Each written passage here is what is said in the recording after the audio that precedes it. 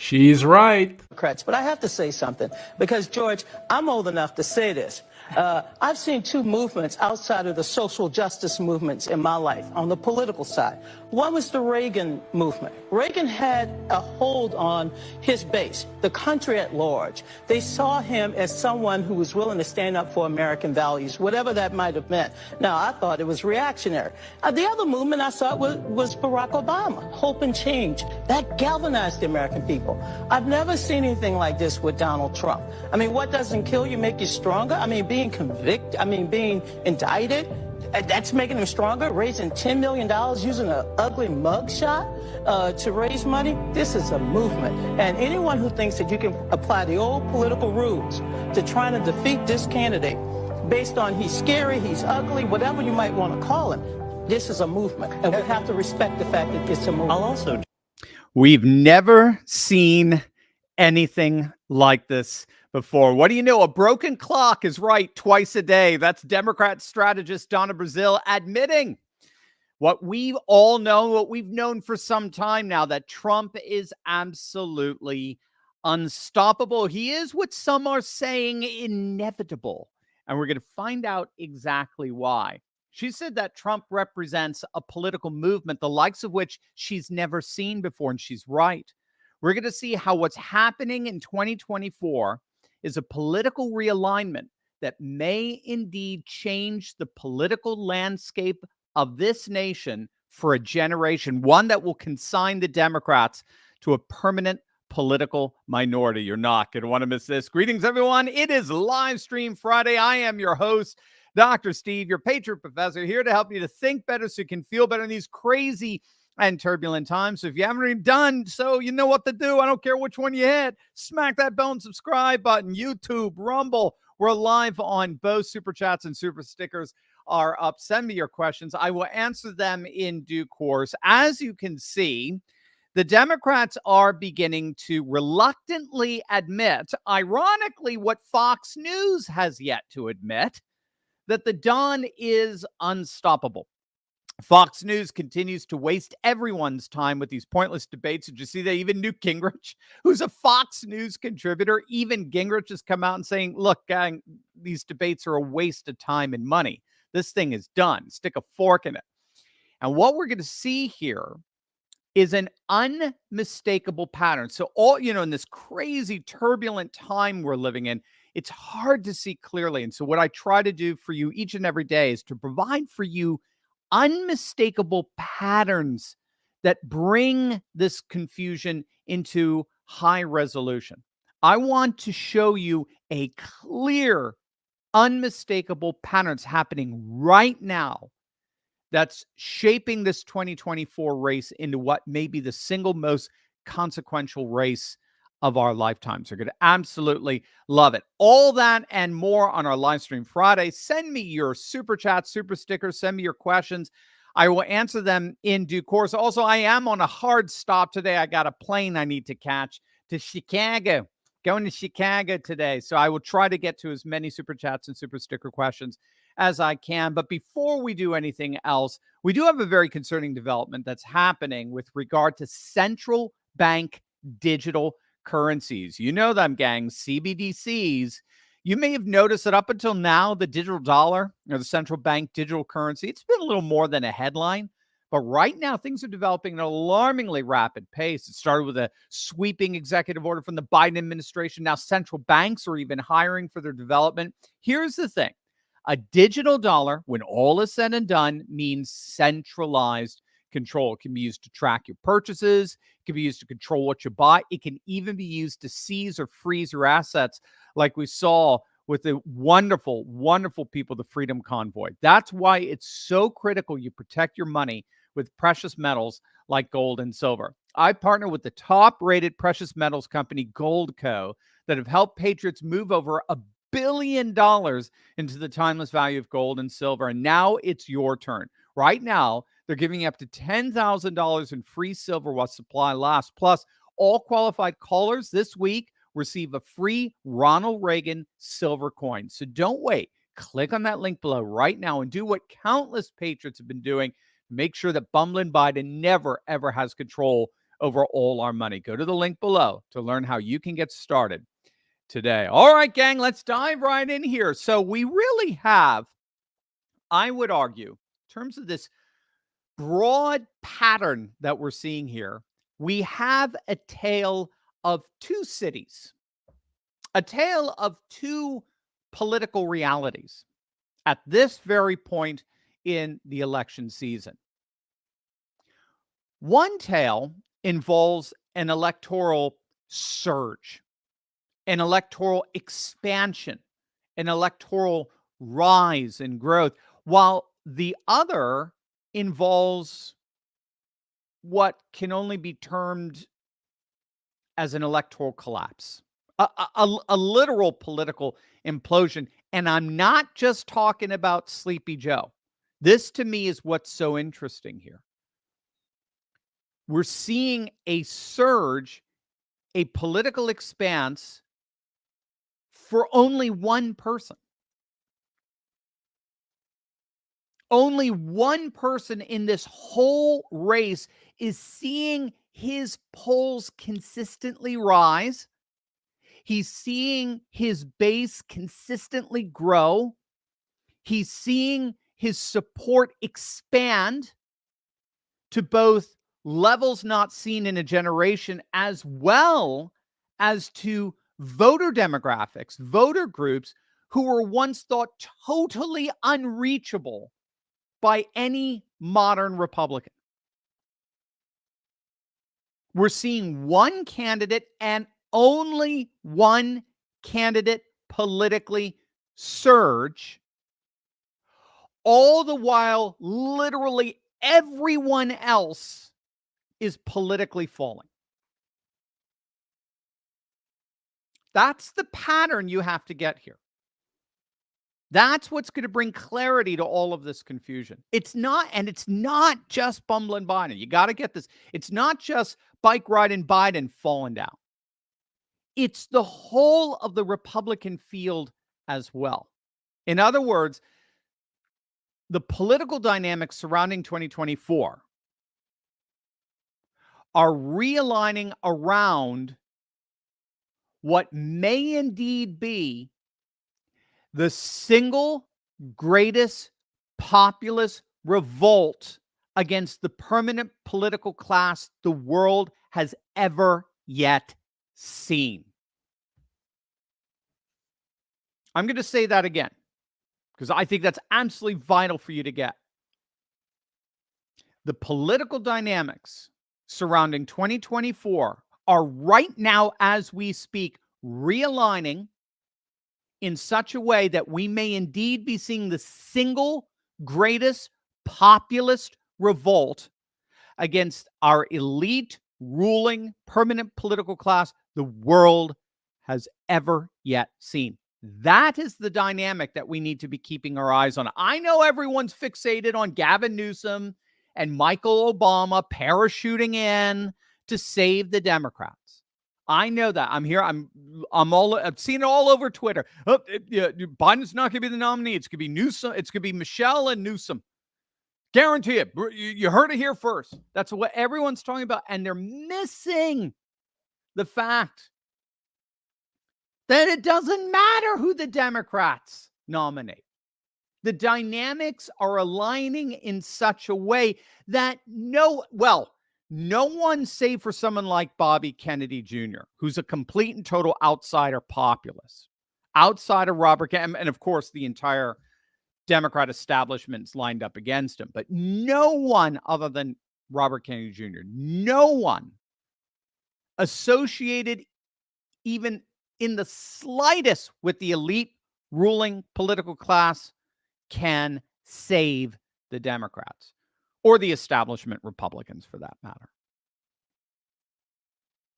And that's because, at least when it comes to the Democrats are increasingly being seen as the party of the political class.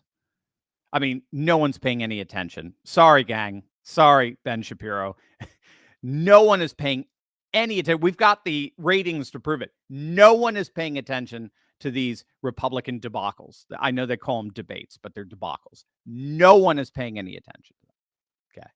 So it is Trump versus the Democrats. And the Democrats are being seen increasingly as the party of the political class, far more than the Republicans. Take a look at this from the Daily Mail.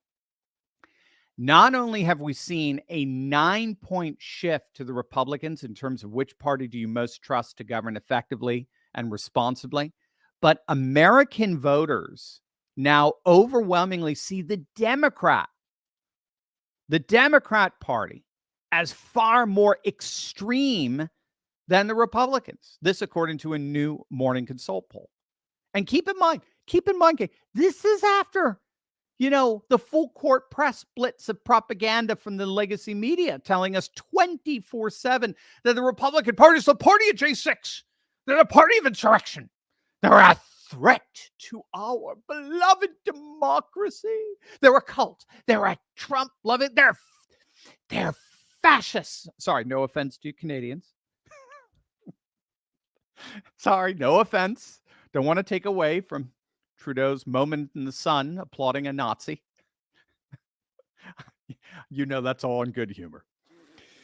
Despite all of that assault on the Republicans, despite all the 24/7 glowing, glittering coverage of everything Democrat, despite all the propagandistic efforts by the cultural Marxist media, Americans see the Democrats as the most extreme. And of course, we know why.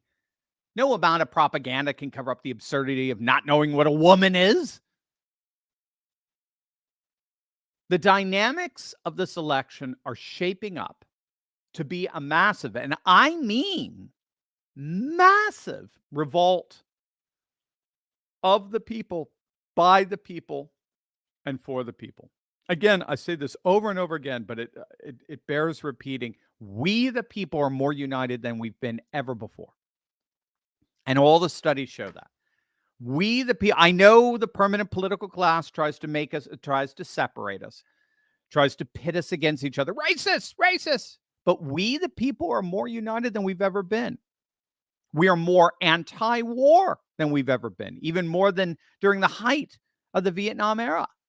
And yet our permanent political class is absolutely obsessed with going to war with Russia, with China, with Iran. Arm Ukraine, arm Ukraine. We've never been less racist than we are right now. Virtually every study out there shows that racist attitudes have plummeted in our nation. And yet our permanent political class has never been more obsessed with accusing us of racism. We, the people, are more united than ever before. And so our ruling elite are doing everything they possibly can to divide us. We are living in a time when, in many respects, the people have never been more united in our disgust and disdain for the permanent political class than we are right now. The latest Gallup survey found that trust in our nation's fundamental institutions across the board, from the federal government to our elections, to our legacy news media, to law enforcement, to our military, it's in an all-time low. We have never been more alienated from our permanent political class than we are right now. Some have even argued that the United States, right now as we speak, the United States may indeed be the single most divided nation on the planet. And this divide is manifesting itself in this very clear tale of two political cities. One is involving an electoral surge, what appears to be, frankly, an unstoppable surge at this point. And the other, an electoral implosion. And again, it is an implosion. This is the key. It's an implosion across the board. This goes way beyond Biden. I mean, take a look at this. The ratings are in for the second Republican debacle, right? Some called it a debate. I would prefer to call it a debacle. And here's why. The ratings are in. And there are some of the lowest ratings ever recorded for a presidential debate in history. Now, it was, of course, widely reported beforehand that Fox was literally slashing their ad prices in an effort to beg advertisers to run commercials during the debacle, the debate. According to the report by Semaphore, Fox advertising slashed their rates by more than 50% as compared with the rates they charged for the first debate. So Rupert Murdoch, right, donor class par excellence, Rupert Murdoch was literally desperate to get advertisers to spend money on a primary debate that he knew and everyone else knew no one was going to watch. I mean, they literally couldn't give away ad space. It was that much of an embarrassment. And it was widely recognized that the big winner of the night was the guy who wasn't even there. The winner of the night, hands down, was Trump. This is widely agreed to among the media. It was an unmitigated disaster for those 7 candidates, every one of whom, for the exception of DeSantis, and that's just barely, every single one of whom is polling in the single digits. I mean, Glenn Beck, who up until the other night was still giving these guys the time of day, I mean, that's over. Did you see he tweeted out, the debate I watched last night was a bunch of privileged people talking over each other, total chaos. Shut up. It was such a waste of time. And the moderator just talking, shut up. Fox is dead. And speaking of, did you see this? Fox News' Dana Perino, formerly the Bush administration, introducing Hillary Clinton at the latest Clinton Foundation Gala. Take a look at this monstrosity. Do we have this, Josh? Some that you're here to see the amazing Secretary Hillary Clinton. Here she is.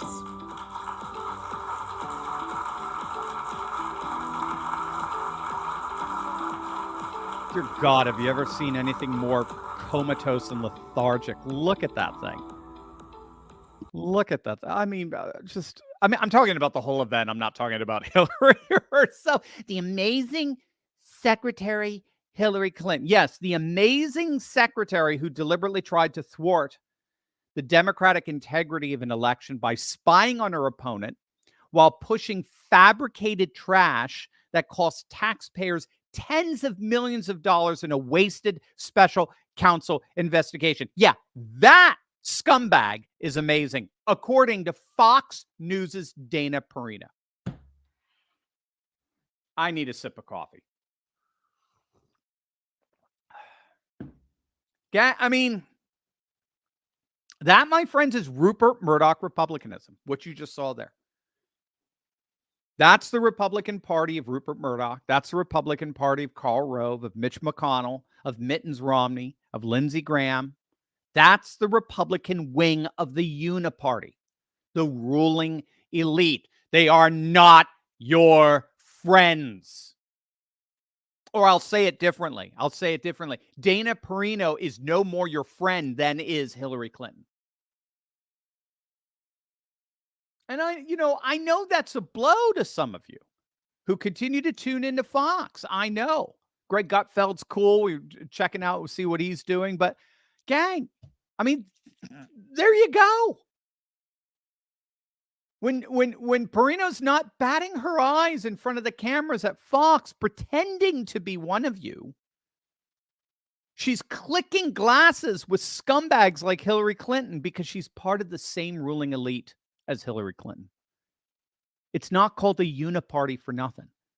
It's two wings, ultimately, that work together to protect their own power and affluence at your expense.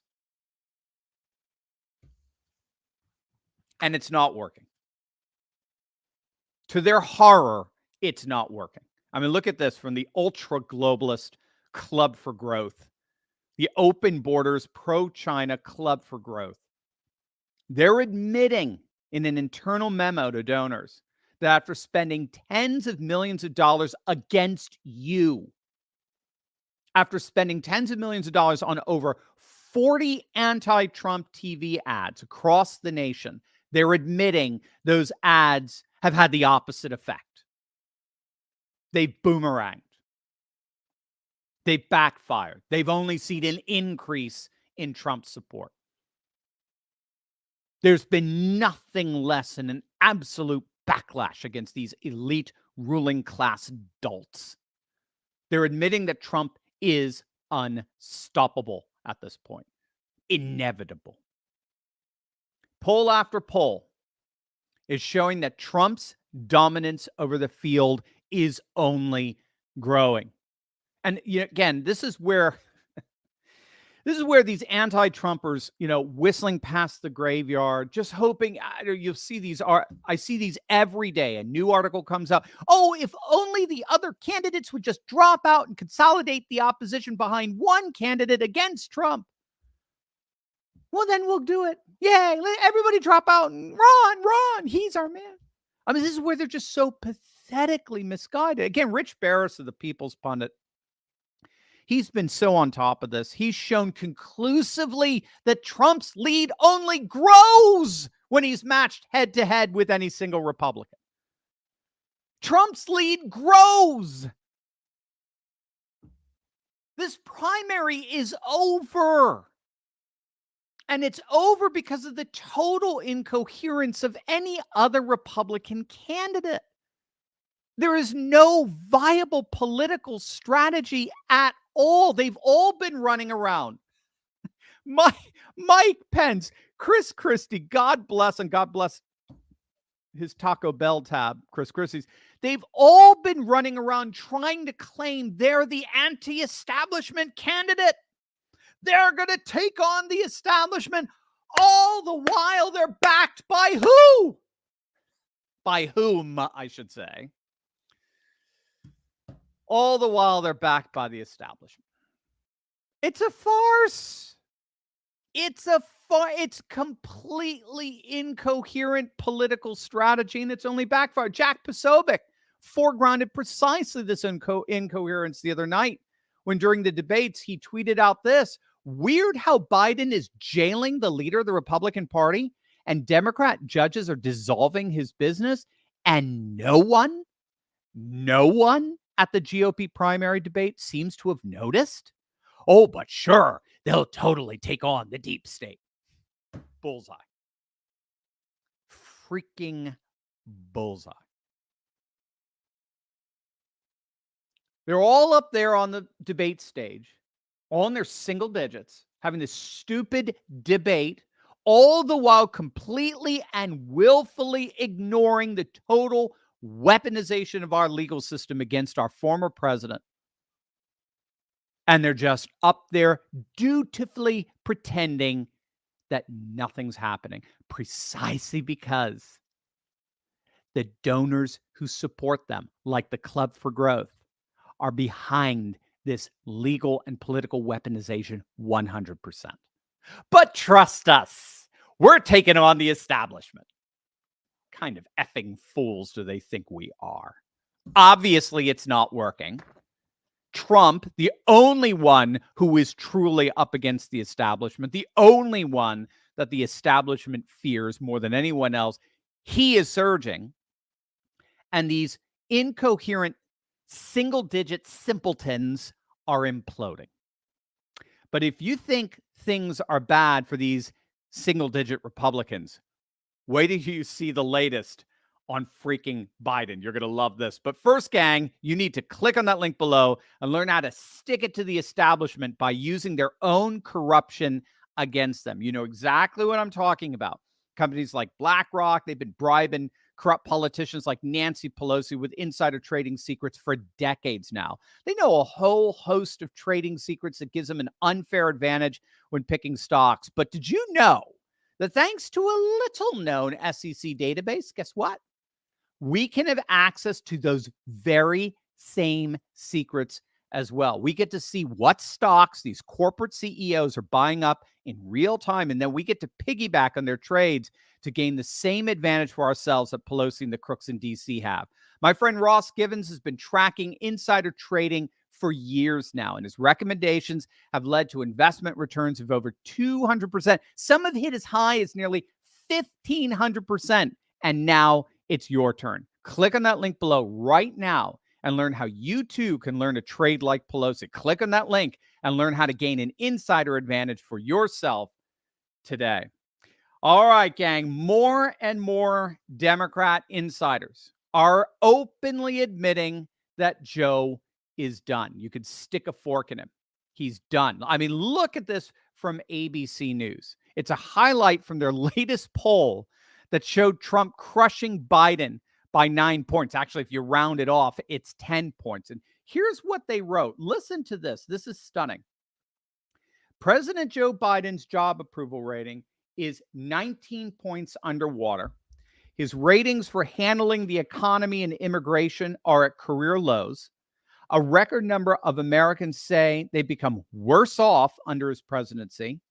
3/4 say he's too old for another term. They don't mention that 60% think he's too senile.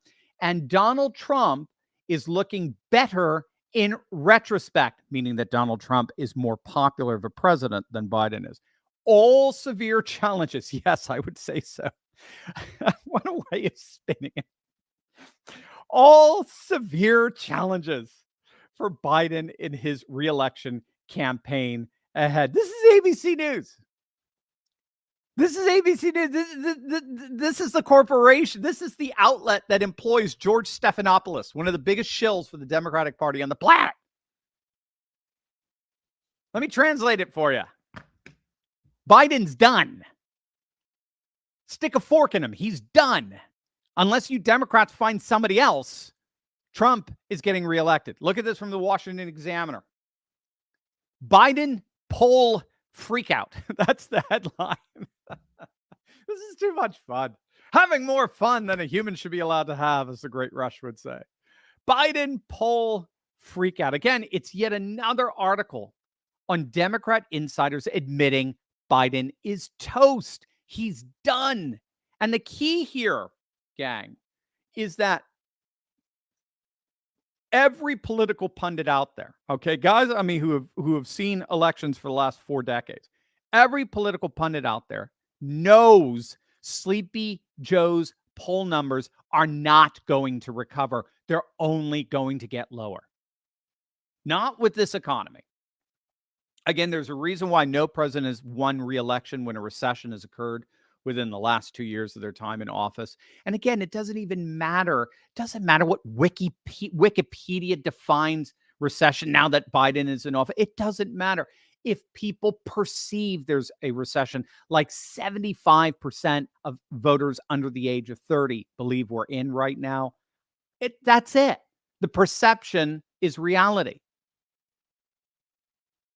There's a reason why no president has won re-election when a recession has occurred in the last 2 years of their time in office, because their poll numbers continue to collapse. And no one has won re-election successfully with poll numbers lower than the mid to high 40s. Obama lowered the threshold to the mid 40s. I think it was around 45% he was able to pull off against Romney, which isn't hard, we now know, because nobody in the blue collar counties of Wisconsin, Iowa, Michigan, Pennsylvania came out to vote for Romney.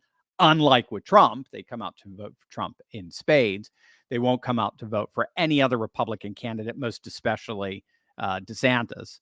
It's just not going to happen. But Obama lowered the threshold to an approval around 45 in order to get reelected. Where's Biden right now? Where's Biden's approval? You need at least 45 to get reelected. Biden's approval right now, gang, in virtually every poll is in the 30s. Biden's approval is in the freaking 30s. At this point, apart from shenanigans that would make 2020 actually look pristine by comparison, Biden is not getting reelected. This is what these articles are all saying. They can't say that, of course. They can't admit that. But that's what the pollsters, the pundits, the commentators, they read these headlines loud and clear. Biden is not getting reelected. Again, apart from shenanigans that would make 2020 look pristine by comparison. But there's one problem for the Democrats, isn't there? There's one problem. And you could sum it up in one word. Or maybe a gesture. That's right. Cackles Kamala. Cackles Kamala is beyond an embarrassment, and Democrats know that were Cackles the nominee, the party would be wiped out for a generation. They know that. They know there's no shenanigans that's going to make up for that. So Cackles ain't happening. But neither is Gavin Newsom.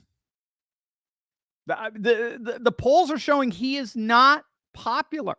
He's not even popular in California. He barely survived a recall in the bluest of blue states. So it doesn't look like he's going anywhere. And I don't see Michelle Obama doing anything either. Again, she's just seen as she's an emblem of the elite ruling class. She's nowhere near as popular as her husband. Her husband wasn't even that popular towards the end. So they don't have anyone. The Democrats are stuck. They're stuck with a convalescent, senile candidate.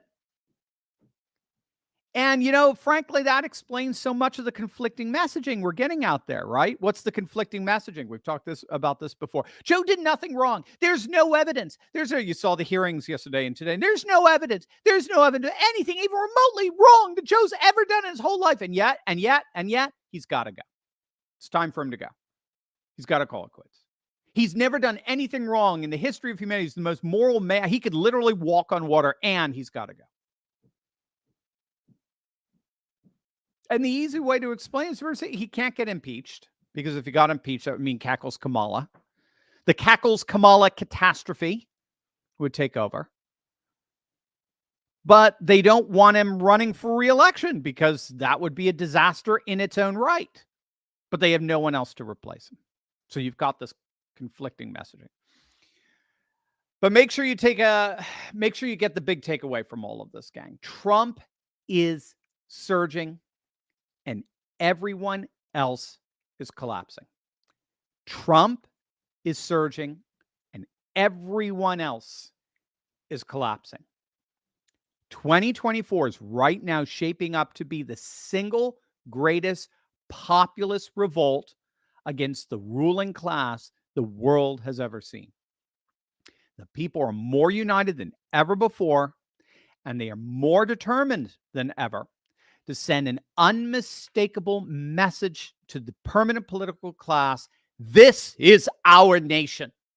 We, the people, are the ultimate governors of our own political and economic destiny, not you. That ultimately is why every single member of the permanent political class is imploding, and Donald J. Trump is surging. Over to you. As our moderator, Josh, assembles your questions, don't forget, I'll be back. That's right. He is back. It's time to show your support and celebrate the great return by clicking on that link below and getting your very own Trumpinator 2024 bobblehead in preparation for Donald Trump's glorious reascendance to the United States presidency. This collectible bobblehead from Proud Patriots is made with the highest quality material and really is a must-have for any Trump fan who wants to send some powerful energy towards what's shaping up to be the most glorious political comeback in history. Now, don't wait. They are just a limited number of these collectibles, and you don't want to be caught paying way more later on eBay from someone who bought one now. So whatever you do, don't wait. Click on that link below right now and show your support for Trump 2024 today. I've got mine. Where's mine? Where's mine? My bobblehead. And I love the boxes. They've got the coolest. I've kept my box, and then I just put him right on top, and he just hangs out with me. Trumpinator. All right, Josh, what we got?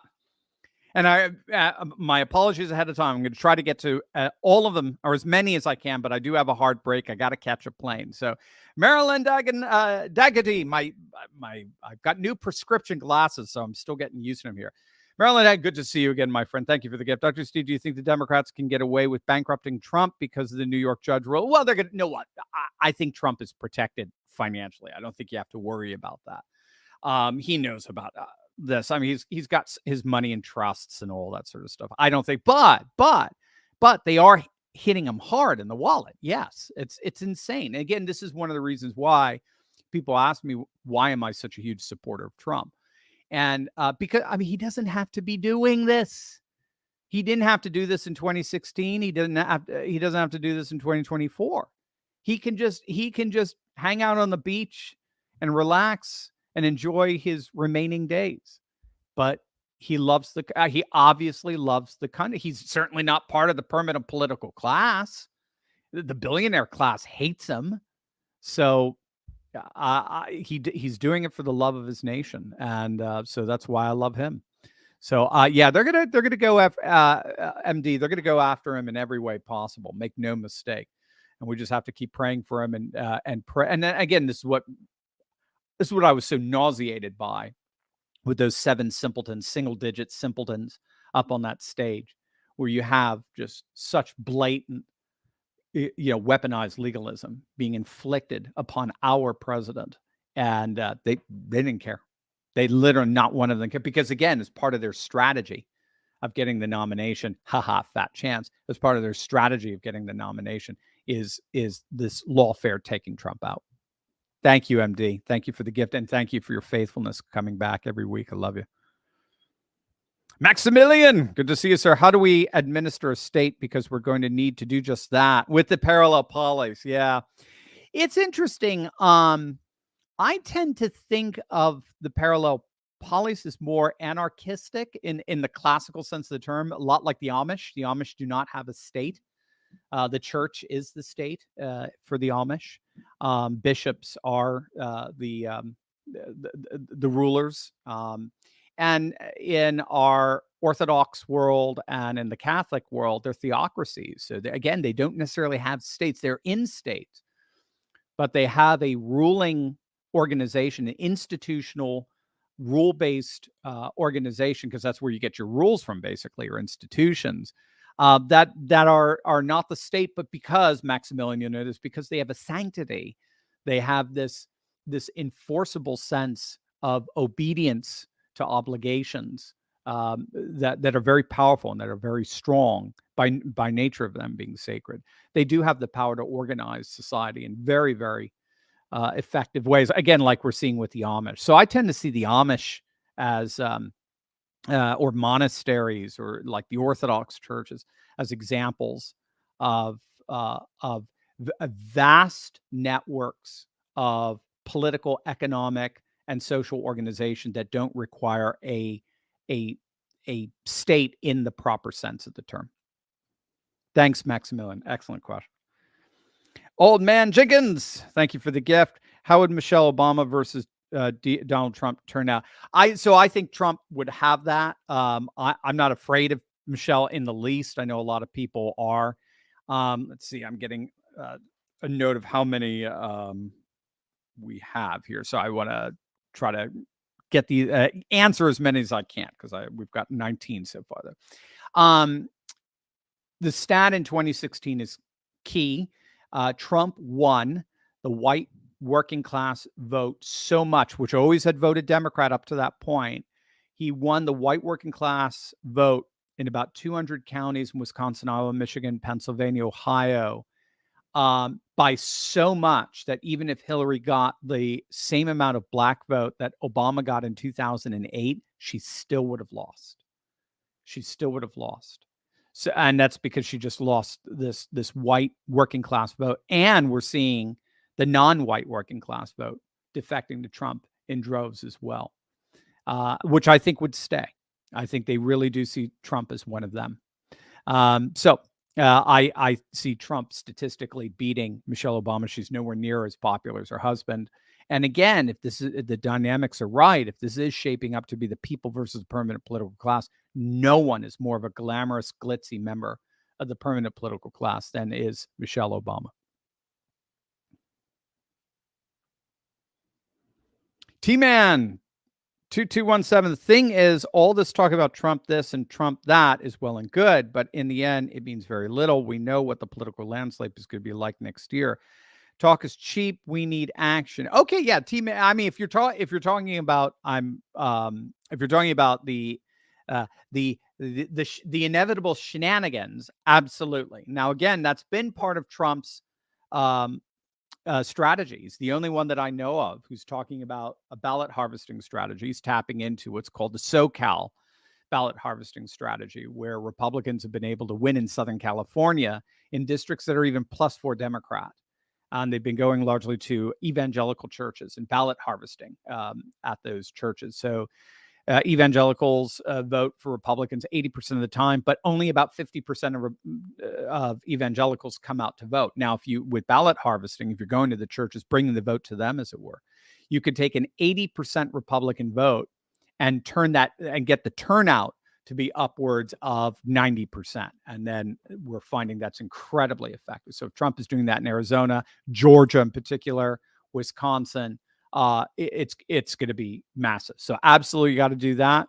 You got to make sure you're implementing Steve Bannon's precinct strategy. The precinct strategy is very important. So where they're counting the votes in real time with cameras and the like to hold the counters accountable, as it were. And we have to get out. Nothing replaces getting out the vote in mass. When we looked at 2022, again, this is the difference. In 2022, because Trump wasn't on the ballot, the rural working class vote did not come out in mass for any other candidate. They came out for J.D. Vance. We saw that in Ohio, but he really worked hard at getting the working class vote to come on out for him. But the working class, but this was the bane of the existence of Democrats, as long as the working class was on their side. So the union vote, overwhelmingly Democrat, they would get their butts kicked every single midterm because they didn't come out to vote. They only came out for presidential elections or elections where there was a particular, popular union candidate nationally on the ticket.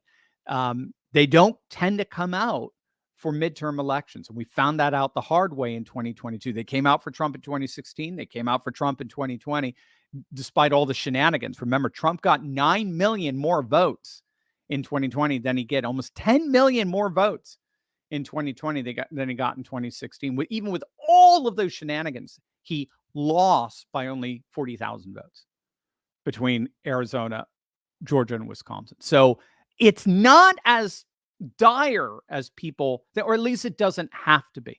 So we've got to get the vote out. You've got to have a get out the vote campaign, the likes of which we've never seen. We've got to have ballot harvesting, and you've got to institute Bannon's precinct strategy. You do those three things, we're rocking and rolling.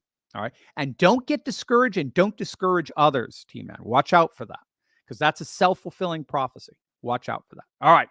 Keep going. Keep going. Brooke Kelly, God bless your travels. Thank you, Brooke. Yeah, I'll be in Chicago over the weekend. I'll do a video from there. Actually, I've got an interesting video specific to Chicago that I'll be filming. So you guys will get more on that this weekend. Thanks, Brooks. Rebg, populist revolt is a modern storming of the Bastille. I love it. It is. And it again, it's played out over the centuries. I mean, we're going through a kind of refeudalization right now, where scholars knows that billionaires and bureaucrats are teaming up, consolidating more power in the hands of fewer than ever before, while at the same time forcing down everyone's throat a new kind of religious fundamentalism via wokeness and what we call the clerisy class, as opposed to a clerical class. So we are living in a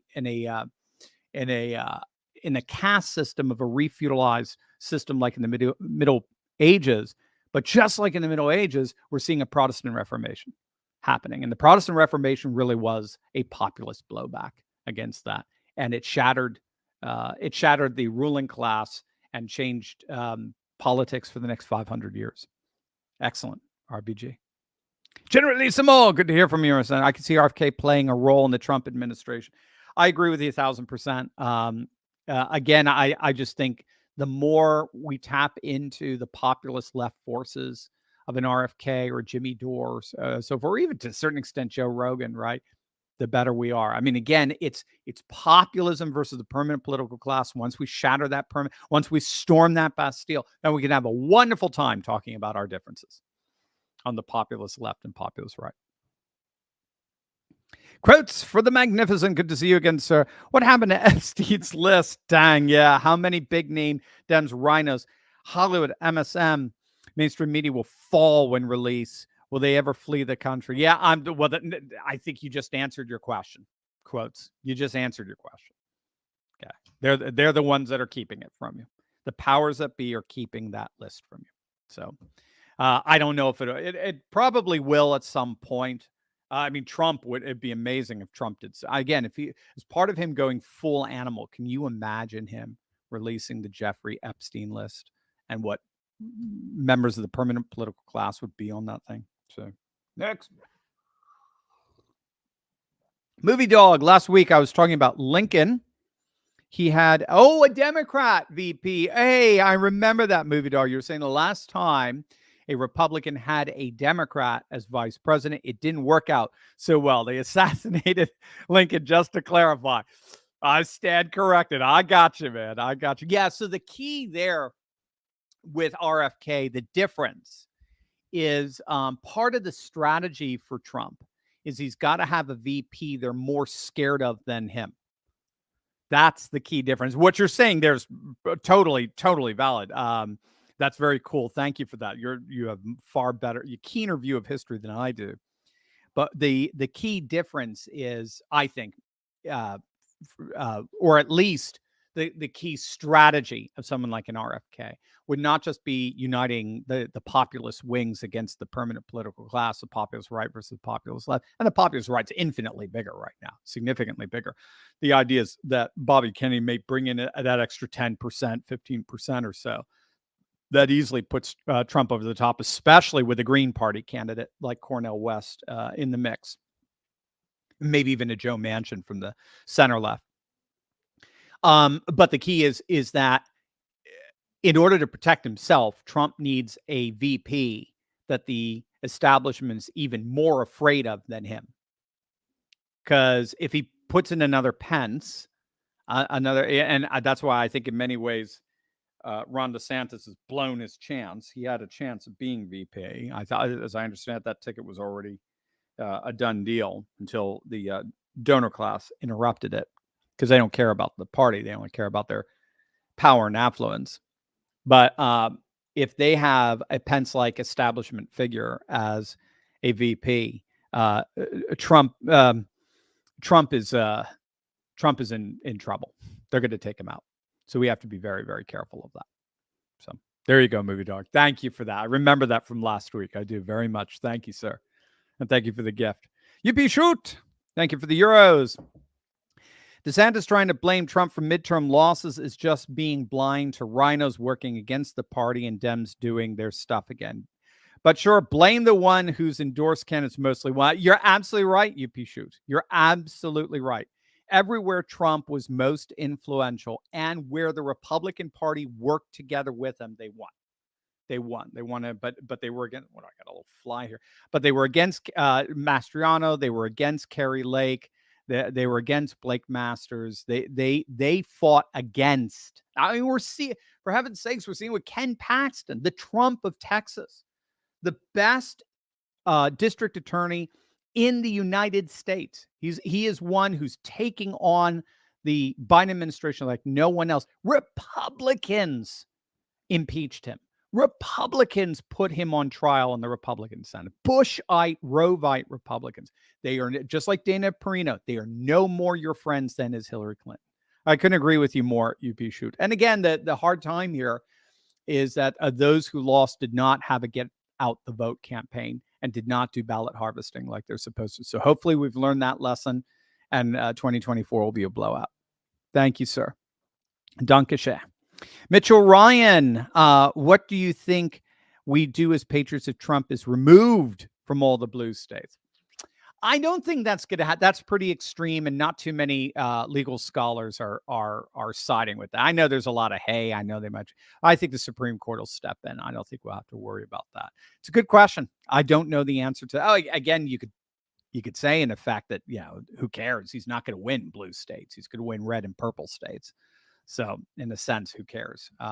Who cares if he's on a ballot in California or New York? He's not going to win them. So anyway, so we'll have to see.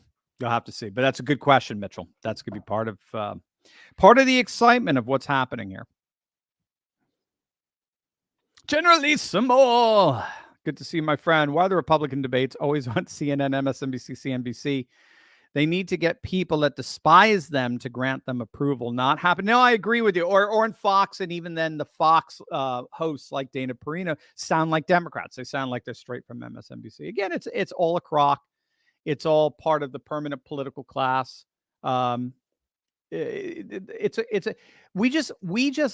live in such different cultural spaces than they do, and they from us, that there's just no way that we relate to one another. So I love the idea, like back in 2016, somebody said something like, let's have someone like, I don't know, Steve Bannon, or let's have someone like Jack Posobiec run a Republican debate. They've got their finger on the pulse of the American people. But no, these are very coordinated, manufactured,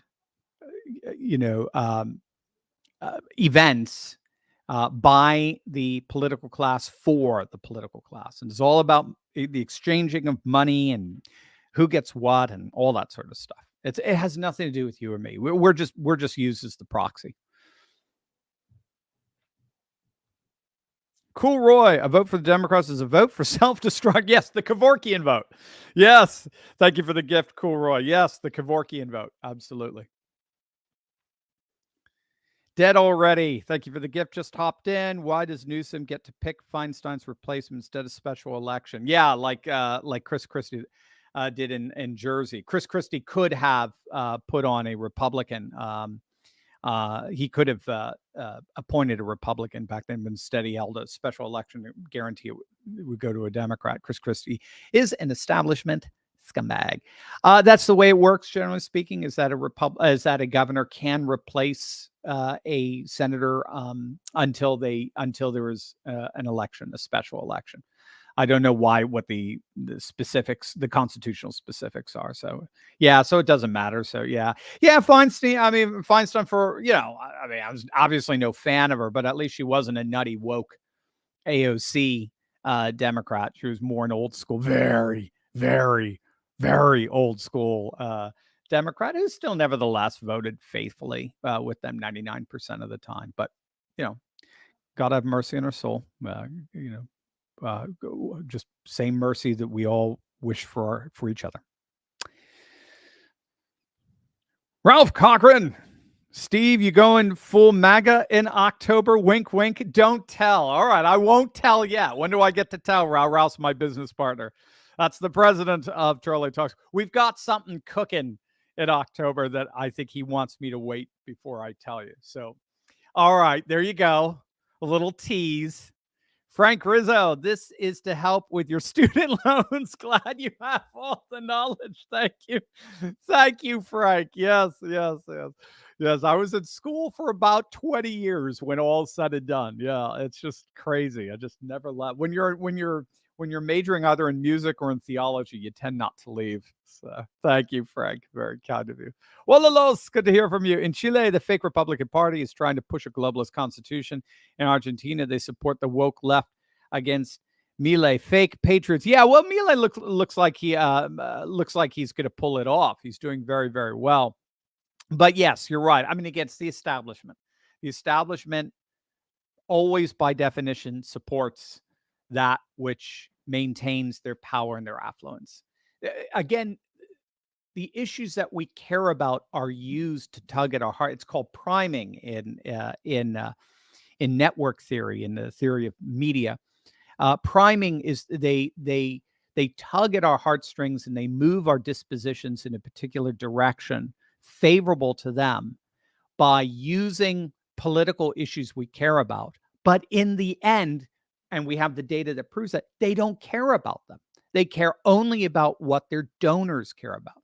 And so there's a very, very strong Princeton study that shows conclusively that the top 1-2% of income earners almost always get the issues they care about passed, whereas even if 95% of the population doesn't want it. Just look at what's happening on our southern border right now.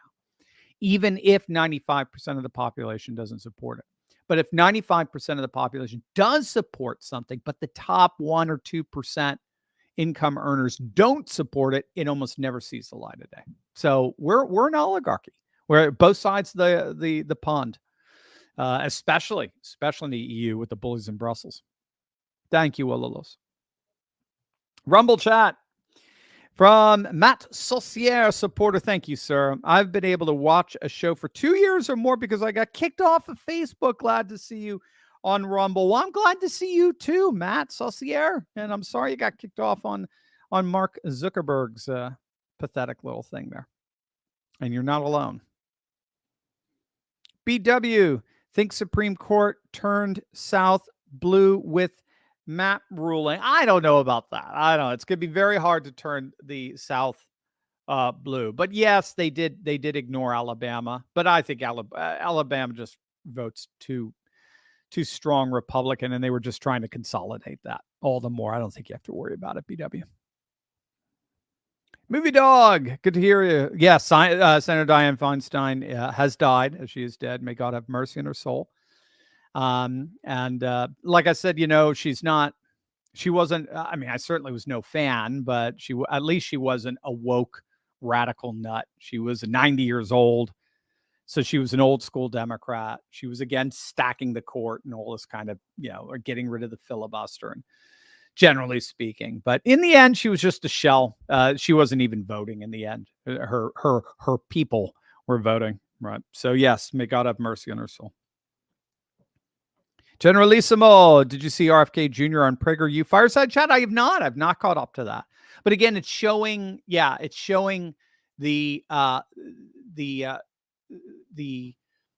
interface. I was thinking cross-contamination, but that's probably not the best way of explaining it.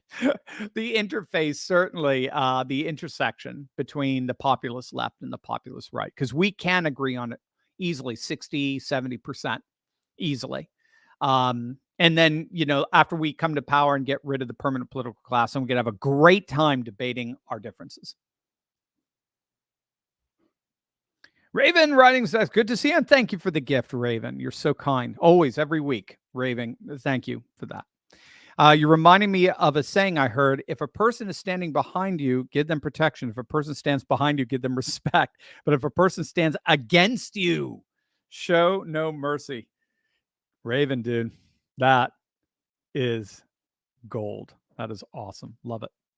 Show no mercy. Stuart the Brit, thank you for the pounds, Sterling. Have a John Smith's, I would say, on me. I should send you back the money and you could have your John Smith's on me. But for me, I missed we don't get John Smith's over here. Sir Knight, I've been knighted. All right.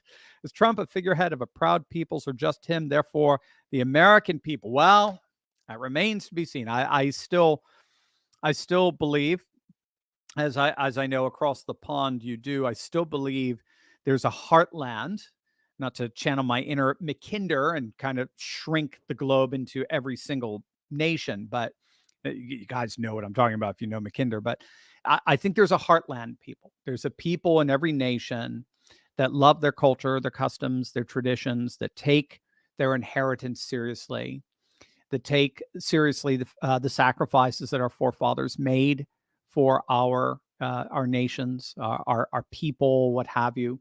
That unfortunately, a first generation migrant just simply can't relate to and doesn't have that connection to the soil that we do. Loved ones, generations of which buried in a particular region, a particular space.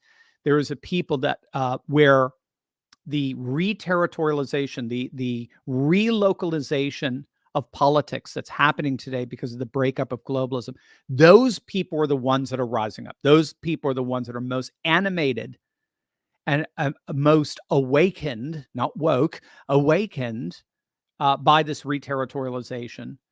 And there are bootleggers, political bootleggers, who are not part of the political establishment that are rising up, like a Farage, for example, that are or Tommy Robinson and a Trump, that are rising up and consolidating the values, interests, and concerns of that heartland people and being able to bring it in a clear, coherent political message for all to hear.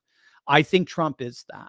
But it remains to be seen how massive the people are. I believe they're huge. But again, like our previous questioner said, hey, this is all talk until we get to the election. And if they're not coming out in droves, then all this is for naught. I've got a little fruit fly around here. I don't want to be seen smacking a poor little fruit fly, but he's so annoying. Thank you, Stuart. So I do believe he's the figurehead of a proud people. And I hope it's not just him in the end. Rock Dog, good to see you, my friend. Dr. Steve, the mainstream media is so out of touch that they're waking up millions of people. I think that's right. That's the backlash we're talking about. Trump won 85 million votes at this point to avoid deep state rats. Who's Trump's VP and cabinet? Now, I'm with you. That's what I'm tracking with. I'm tracking with a coalition of voters that is so absolutely massive that it's to be something we've never seen before. That's what I'm tracking with. That's what I think I'm tracking with. Let's put it that way. I have no idea who's he has been very reluctant to give any hint at who the VP would be. Again, I still say this is my, and again, you could disagree, no question, but I still say an RFK Jr. would be awesome because it would be literally the people's ticket versus versus Biden and Kamala. Can you or whoever they try to drag out? It could be Michael and Gavin. It could be whoever. There'd just be so Oprah eyes, so permanent political class eyes, and the people will finally have their champion. I was talking to Dan Miller of Texit, who wants to see a comparable independence for Texas that we saw with Brexit in Britain. And he pointed out that there were studies that show nothing brings out voters more than referendums on independence. It's very interesting. And that it certainly bore true of not just Brexit, not just the Brexit vote, but the follow-up national vote that came in December 2019 when Boris painted himself as the champion of Brexit and the Conservatives, the Tories, painted themselves as the champions of the working class, the British working class. We saw a political landslide we had not seen in a century for the Tories. I mean, you had regions in Britain voting for Conservatives that had never voted for the Conservative Party. Remember, their right party is called the Conservative Party, and it's so milquetoast and so woke and pathetic at this point. And they squandered that. They absolutely, because Tories live in such a different, Tory politicians live in such a different cultural space than the working class that went over and defected to them either in a Brexit vote in June of 2016 or in the national vote in December of 2019. And I just think, I think in the end, we can do something here. We can do something akin to that. That's the likes of which, just we have never seen in terms of, well, the closest would be Richard Nixon in 72, getting the single most votes, a bigger margin to his opponent than even Reagan got in 84. So I would love to see something akin to that. And that's who Trump's VP is going to have to be. And we'll have to see with the cabinet. I sure hope there's no neocons in there. I sure hope he's learned his lesson about the John Boltons and so forth. There is no reforming those guys. I am coming to a hard stop, gang. Maybe what we could do, maybe do a couple of more, Josh. Maybe what we could do is we can have a special night, an Insiders Club night with these guys who are asking questions. Have them come on in to the Insiders Club for a night on Monday nights, and I can answer the remaining questions. Go ahead, put that up, Josh. I'm sorry. Yep, Greg D. Thank you for the gift. Who will Trump take our first IYO? You guys are using abbreviations with me. The best abbreviation I got is a PhD. I don't even remember what that means half the time. In your opinion, okay, who will take out first? Got it. I'm sorry, Greg. I'm sorry. It just takes me a minute. Who would Trump take out first? Got it. In your opinion. It's a great question. I don't know. Probably these DAs. I'm assuming it's these DAs. But it's a great question. I don't know who's going to round up first. That will be part of the buttering of the popcorn ceremony, I think. Give me a couple more, Josh.